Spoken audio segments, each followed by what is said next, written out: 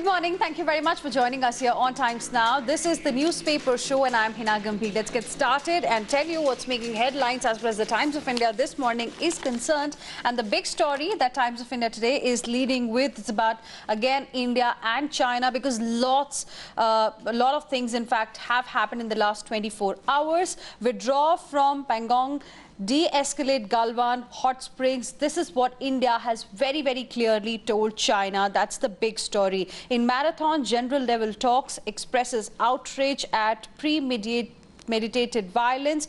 There were talks that went on for about 11 hours. No official word on the outcome of Monday's talks, which spanned 11 hours. Army Chief General Naravne reviews operational ground situation all along the line of actual control. More friction in East Asia as Beijing warns of reprisal after Japanese city changes name of disputed area. China jets enter Taiwan 8 times in 2 days, warned off. So that's the big story today. India on Monday pressed for the withdrawal of Chinese troops from Indian territory in the Pangong Tso area in eastern Ladakh, while expressing outrage at the premeditated and pre-planned brutal violence unleashed against Indian soldiers in Galwan Valley on the night of June 15 during the second round of top-level military talks that went on for about 11 hours on Monday.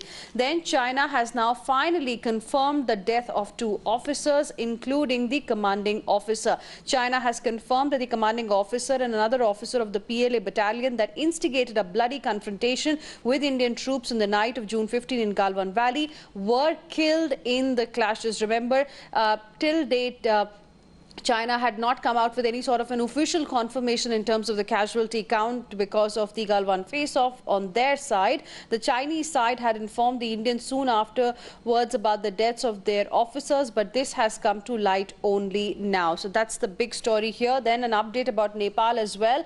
Nepal blocks Bihar anti-erosion projects in a move that raises the spectre of further escalation in India-Nepal border friction. The latter is obstructing anti-erosion projects taken up by Bihar in shared river systems. Nepalese officials and cops recently stopped Indian engineers working on that particular area, claiming it was a no-man's land. So things are heating up as far as India-Nepal relations are concerned as well. Apart from this, up to 10-day waiting time for COVID test at private labs. Testing is up threefold, but can't meet demand. This is what Paras Singh has reported on the front page, and this is how the corona count in the national capital has gone up from about 20,000. In fact, that was the case in the beginning of end of May and beginning of June, to 60,000, where it has already reached now. With COVID-19 cases spiraling in the capital, getting tested for virus can be prolonged and frustrating experience. Most labs are reporting a backlog because they're working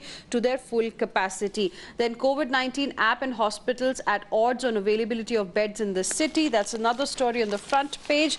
Laws to be tweaked for check on Chinese FDI. This is what Siddhartha has reported. The government is looking to amend several laws from the Companies Act to SEBI Act and Foreign Exchange Management Act FEMA to stipulate checks on foreign direct investments from China and other neighboring countries as part of an exercise to strengthen its vigil while also creating a central database for overseas investments. And China has sold 1.4 lakh crore worth of electronics in the year 2019.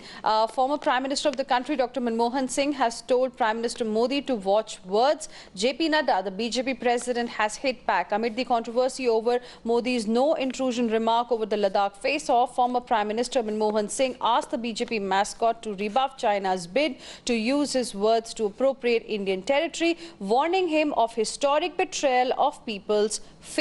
Then US has blocked Pakistan's effort to term India a terror backer. Pakistan's efforts after the UN ban on Jaish-e-Mohammed chief Masood Azhar to draw a moral equivalence with India on the issue of cross-border terror were nullified by the United States of America, which successfully blocked a proposal to proscribe an Indian by the UNSC Sanctions Committee. So that's another big story here. Then we've been telling you every day about the rise in petrol and diesel prices, and today on the front page page Times of India has reported that how in Delhi, diesel is now just 71 paisa cheaper than petrol after the 16th price hike that happened yesterday. And this is the lowest ever gap that we are seeing between petrol price and diesel price in the national capital, something that was raised by the Congress party also yesterday. So, you know, back in 2012, the difference between petrol and diesel prices used to be around 30 rupees and 25 paisa, or about 74%. But if you see the prices now, there is just a gap of 71 paisa. Then Reliance Industries set to break into world's top 50 companies. Apart from this, SC Rethinks allows Rath Yatra with curbs. 80-year-old man found dead. House has been robbed. And at the same time, 57 COVID-positive minors in UP girls' shelter. Those are the headlines as far as the Times of India this morning is concerned. Let's now move on and get you the latest as far as the Nav Bharat Times is concerned. और यहाँ पर पहली जो बड़ी खबर है वो भारत और चीन से जुड़ी हुई है. चीन के मोर्चे पर कई राउंड में बाद दिल्ली ने भी बनी है रणनीति. भारत ने कहा मई से पहले की स्थिति बहाल करे चीन, और बॉर्डर पर पुल टूटा, तैयारियों को मिला है बड़ा एक झटका. चीन ने माना मारा गया था हमारा भी कमांडर. ये बड़ी खबर है फ्रंट पेज पे. पुरी में आज रथ यात्रा को मंजूरी मिल चुकी है. कोर्ट ने कोरोना के कारण पहले उसे रोक दिया था. पुरी में रथ यात्रा को इजाजत मिलने से पूरा देश खुश है. विशेषकर महाप्रभु श्री जगन्नाथ जी के भक्तों के लिए यह खास दिन है. और ये स्टेटमेंट दिया था होम मिनिस्टर अमित शाह ने after the supreme court gave a nod yesterday. इसके अलावा 15 जुलाई को 2.6 लाख एक्टिव केस के साथ पीक पर होगा कोरोना. ये दिल्ली की बात है. घर में मरीजों को मिलेंगे ऑक्सीमीटर. नेपाल ने बांध की मरम्मत रोकी. बाढ़ का खतरा बढ़ गया है बिहार में. और आखिरी में पाकिस्तान ने 3 जगह बरसाए गोले. हवलदार एक शहीद हो गया है. Let's now move on and get you the latest as far as the Economic Times now is concerned. The big story is about the meeting that happened between India and China yesterday. Commanders meet after China vacates main Galwan post. It was the first Lieutenant General level talk since the June 15 clash. Flashpoint Galwan, China originally wanted the Corps Commander level talks on June 16. India turned it down as China had not complied with the mutually agreed conditions for the talks. Now these included dismantling of structures and troops pull back. Talks focus on lowering troop levels. Pangong So also discussed. Army brass talks LAC standoff, discussions on preparedness. Then Chinese tech companies with government links face curbs, move to safeguard India's critical infrastructure. Technical rules likely to cut Chinese imports, quality norms on cards for steel and telecom sector. There's an interview with Noel Tata, Chairman Trent and Voltas as well. He says we won't curtail investments in retail businesses. Easier fundraising rules for companies on SEBI board's agenda. Proposal on extending pricing relaxation for preferential issue to non-stressed firms will be taken up at the June 25 meeting. Lastly, telcos beef up security against cyber threats. This has happened after the border clash that took place. India's top telcos, Bharti Airtel, Reliance Jio and Vodafone Idea have upgraded their network security after the recent China-India border clashes and are urging business clients to take proactive steps in the wake of growing cyber threats, with even the government warning of imminent attacks. This is what Devina Sengupta has reported on the front page. As we told you, how the front page of Times of India, Delhi edition, has reported that SC Rethinks has allowed Rath Yatra with curbs.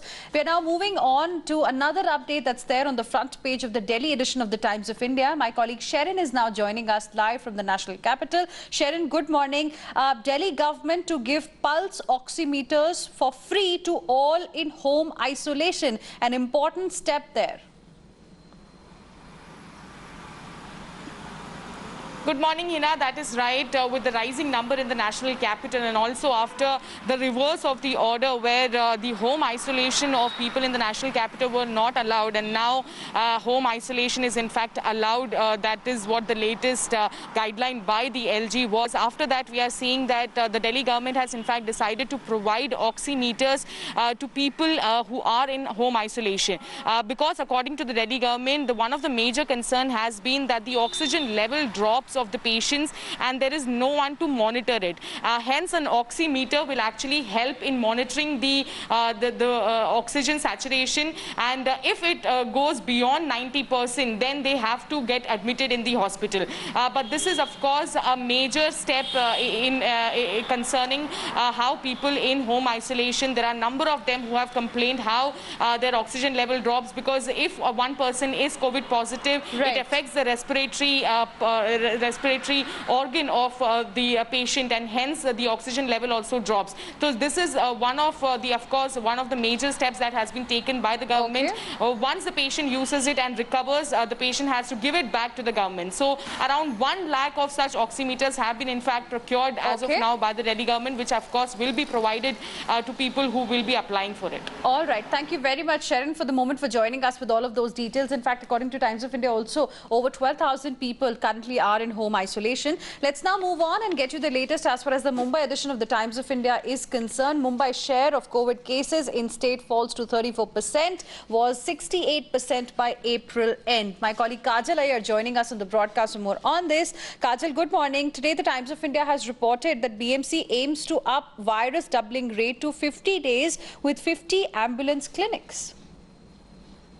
Yes, yesterday, in fact, we had also covered this event that had been organized by the BMC, where 50 mobile dispensaries were dedicated to the northern suburbs of Mumbai. Now, these mobile dispensaries will actually go home to home and check people for any fever or symptoms related to coronavirus. And if anyone is found to have symptoms, then that person will be then referred to the BMC. This is with the help of a few NGOs and a private entity that the BMC has started this initiative.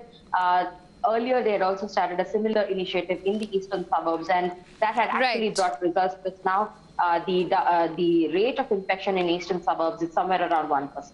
All right, Kajal, thank you very much for the moment, for joining us with all of those details. And apart from this, another important story that Mumbai edition has reported is about the rise in petrol and diesel prices. As we told you that in Delhi, the difference between petrol and diesel price is about 71 paise. Same story is there in Mumbai edition as well. And here the update is about Mumbai. Up 11 rupees in 16 days. Diesel is now just 9 rupees cheaper than petrol. That's risen about 10 rupees. So the difference between petrol and diesel in Delhi is the lowest. In other cities as well, it is becoming quite low. Let's now move on and get you the latest from the Bengaluru edition of the Times of India. And here the big story is State COVID War Room suggests that active cases likely to rush 25,000 by August 15.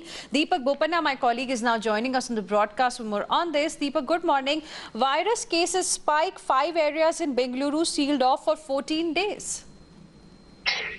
Yes, an emergency meet was held by the Chief Minister yesterday, and the main issue that was discussed was Bengaluru, because in the last few days we've seen massive spikes in Bengaluru. The number of deaths also on the rise, and more concerning is the fact that the cases that are being detected now are not primary or secondary contacts of other positive patients. These are people who developed symptoms, went to the hospital. When they were tested, it's turning out to be COVID positive, and that's the rising number, and that's the concern, and especially around areas where there are main markets like the KR market, Lasipalya, Chikpet. These are areas which are becoming clusters. So the government has said now that where there are places that there are more than 5, they would declare that an entire area which will be sealed off, and a few markets as well have been ordered to shut down for 15 days.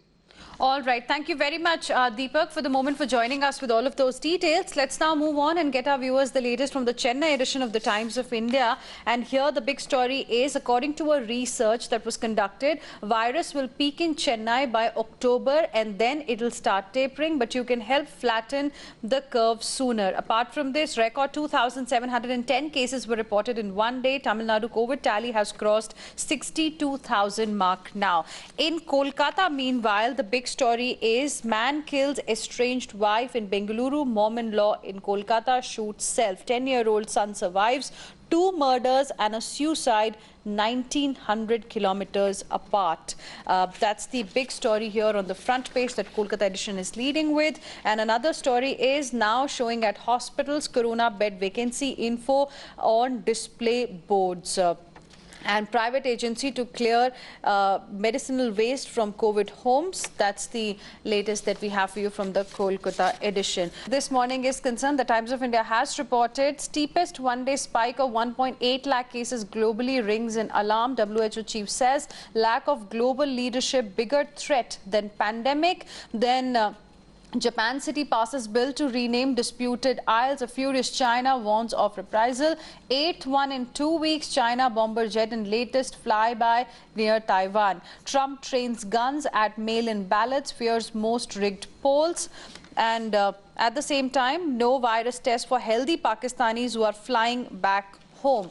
And moving on, let's get you the latest from the world of sports as well. My colleague Karishma is now joining us in the broadcast like every day. Karishma, good morning. What's making headlines today? Good morning, Hina. Well, what we have in the Times of India are two big stories. One, that Novak Djokovic's tennis tour has now 2 players who have tested positive for COVID-19, Grigor Dimitrov and Borna Coric. These 2 tennis players have tested positive because they did not take precautions and participated in the exhibition match. That is one big story. And the other big story is dope shame in India, where 22 junior rowers have tested positive for one substance. That is something that has happened for the very first time, that rowers, 22 rowers, this is a big number, have tested positive for one substance, not even different substances, all of them testing positive for one substance. So the questions will now be asked of the Rowing Federation and their coaches as to what kind of monitoring was being done to these players. So these are the 2 big stories that have been reported in the Times of India today, Hina. All right, Karishma, appreciate you joining us with all of those details. And next to the Times Sports page, there's a very interesting article that has been written by former Chief of Army Staff NC Vij, resetting India's ties with China. The Ladakh intrusion, according to him, is an outcome of Beijing's ambitions and insecurities and lack of clarity on the line of actual control. Something that you can look forward to this Tuesday. With this, it's a wrap. Thank you very much for staying with us here on the Newspaper Show.